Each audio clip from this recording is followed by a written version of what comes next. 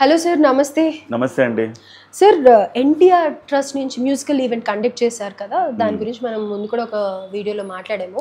అయితే ఇక్కడ పవన్ కళ్యాణ్ గారు 50 lakhs ఇవ్వటం ఒకటి, and at the same time ఏదైతే వైఎస్ఆర్సీపీ వాళ్ళు ఎక్స్పెక్ట్ చేస్తున్నారో అది జరగకుండా అక్కడ చంద్రబాబు నాయుడు గారు, లోకేష్ గారు, పవన్ కళ్యాణ్ గారు కలిసిపోయి నవ్వుతూ సరదాగా ఉండటం చూసి కొంచెం ఓర్చలేకపోతూ ఉన్నారు. వాళ్ళు అనుకున్న దానికి రివర్స్గా అవుతూ ఉంది. సో ఏంటి అసలు, అంటే విడిపోతారు అని అనుకునే వాళ్ళు కూటమి కూలిపోతుంది అని అనుకుంటున్నారు. వాళ్ళ ఎక్స్పెక్టేషన్స్ అన్ని ఆశల్ని అడియాశలు చేసేస్తూ ఉన్నారు. ఏంటి అసలు, అంటే ఏం జరుగుతుంది? వాస్తవానికి అసలు విభేదాలే లేవా అంటే మనము విభేదాలు లేవని కూడా చెప్పలేము. కోల్డ్ వార్ ఉంది. కోల్డ్ వార్ వైసీపీ తెలుగుదేశానికి జనసేనకి మధ్య ఒక కోల్డ్ వార్ నడుస్తోంది. బయటకు చెప్పుకోలేరు, కానీ లోపల కొంత అసంతృప్తి ఉన్నది. ఆ మాట వాస్తవం, లేదని మనం అసలు పూర్తిగా అనలేం.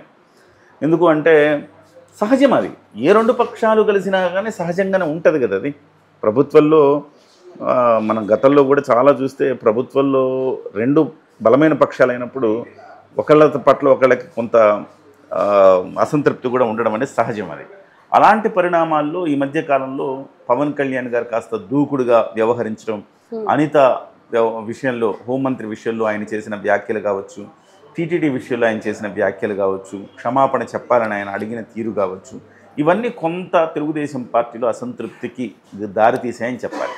దానికి కౌంటర్గానే ఇవాళ పవన్ కళ్యాణ్ గారు మాత్రమే కాకుండా డిప్యూటీ సీఎంగా లోకేష్ కూడా ఉండాలి అన్న ఒక ప్రతిపాదన తెర మీదకి తెచ్చారు. తద్వారా పవన్ కళ్యాణ్ దూకుడికి కళ్ళెం వేయాలని వాళ్ళ ఉద్దేశం. సో నిజంగా లోకేష్ గారిని డిప్యూటీ సీఎం చేయాలని కాదు, అలా చెబితే పవన్ కళ్యాణ్ని డైల్యూట్ చేసే ఒక ప్రక్రియ మనం మొదలు పెడితే పవన్ కళ్యాణ్ గారు అర్థం చేసుకొని స్లో అవుతారు అనేది వాళ్ళ వ్యూహం అనమాట. ఒక రకంగా ఆ వ్యూహం ఫలించినట్టుగా కనబడుతోంది. ఈ మధ్యకాలంలో పవన్ కళ్యాణ్ గారు అది అంటే బేసికల్గా ఆయన వెన్ను నొప్పితో ఆయన రెస్ట్ తీసుకుంటున్నారు. సో ఆయన రెగ్యులర్గా దాదాపు 15-20 రోజుల నుంచి ప్రభుత్వ కార్యక్రమాల్లో లేరు. ఆయన ఒక కారణాలు ఏమైనా గబుక్కను మనం ఒకసారి ఆలోచిస్తే ఈ డిప్యూటీ సీఎం వ్యూహం తర్వాత పవన్ కళ్యాణ్ గారు ఏమన్నా దూకుడు తగ్గించారా అని కూడా అనిపించక మానదు. సో ఓవరాల్గా చూస్తే వైసీపీ అనుకున్నది, పవన్ కళ్యాణ్ గారు అలిగారు, క్యాబినెట్ సమావేశానికి రాలేదు, ఆ తర్వాత క్యాబినెట్ సమావేశాలు కార్యదర్శులతో మంత్రులతో సమావేశం నిర్వహించారు చంద్రబాబు గారు, దానికి కూడా డుమ్మా కొట్టారు. డుమ్మా కొట్టడమే కాదు, అదే రోజు సాయంకాలం మళ్ళీ ఆయన కేరళ బయలుదేరి వెళ్ళారు. సో నిజంగా ఆయనకు ఆరోగ్యం బాగానే ఉంది, కేరళకి వెళ్ళి తిరుగుతున్నారంటే ఆరోగ్యం బాగానే ఉంది కదా, మరి అటువంటిప్పుడు ఎందుకు ఎగ్గొట్టారు? సో పవన్ కళ్యాణ్ గారు అలిగారు, రేపో మాపో ఈ బంధం బ్రేక్ అవ్వటం ఖాయం. ఇది వైసీపీ వాళ్ళ ఆలోచన. చాలా ఆనందపడ్డారు వాళ్ళందరూ కూడా. కానీ వాళ్ళ ఆశలు అడియాశలయ్యాయి మీరు అన్నట్టు. సో ఎందుకు అంటే పవన్ కళ్యాణ్ గారు మళ్ళీ వచ్చి నిన్న కార్యక్రమంలో పవన్ కళ్యాణ్ గారు వాళ్ళ మధ్య జరిగిన సంభాషణలు కానీ వాళ్ళ మధ్య గెస్చర్స్ కానీ వాళ్ళు ఏం మాట్లాడుకున్నారో మనం చూడలేం, కానీ ఒక ఇద్దరు క్లోజ్గా ఉన్నారని అయితే మనం దూరం నుంచి అబ్జర్వ్ చేయగలుగుతాం కదా.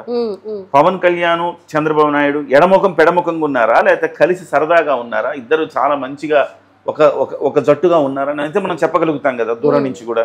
సో నిన్న ఆ కన్సర్ట్లో మనం చూసినప్పుడు మనకు కలిగిన అభిప్రాయం ఏంటంటే వీళ్ళిద్దరు చాలా అన్యోన్యంగా ఉన్నారు.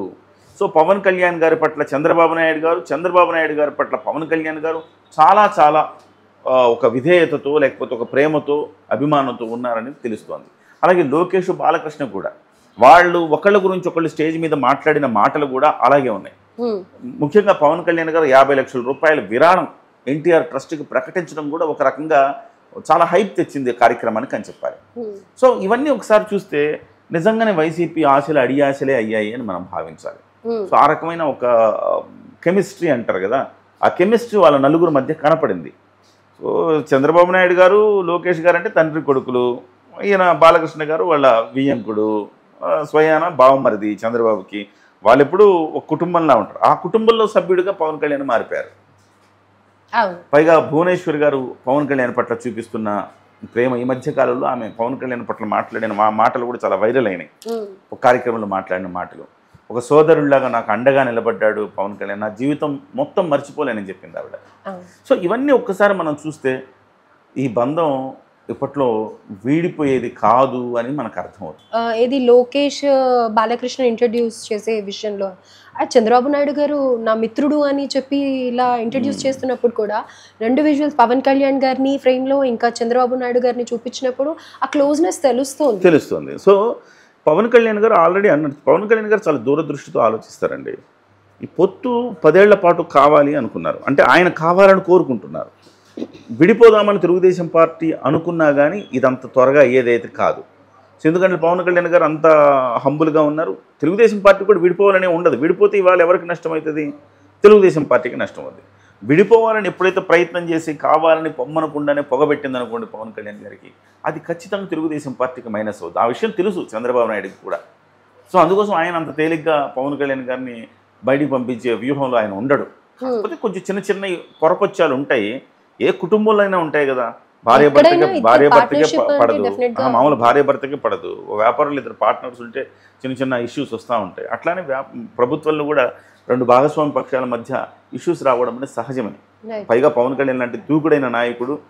సో అలాంటప్పుడు కొంత వస్తూ ఉంటాయి. కానీ అవన్నీ కూడా విడిపోయే అంత తీవ్రమైన ఇష్యూస్గా మనం చూడకూడదని ఈ నిన్నటి కార్యక్రమం తర్వాత మనలాంటి వాళ్ళకి కూడా అర్థమైంది. మనం కూడా అనవసరమైన స్పెక్యులేషన్స్ తీసుకుపోయి, సో పవన్ కళ్యాణ్ అలిగాడు, చంద్రబాబు నాయుడు ఫోన్ చేస్తే కూడా పవన్ కళ్యాణ్ లిఫ్ట్ చేయలేదు, అంటే ఇంక అంతే అయిపోయింది, ఇంకా దబిడిదిబిడే పోయినట్టే అయిపోయినట్టే అని అందరూ అనుకుంటారు. చాలామంది విశ్లేషణలు కూడా చేస్తూ ఉంటారు.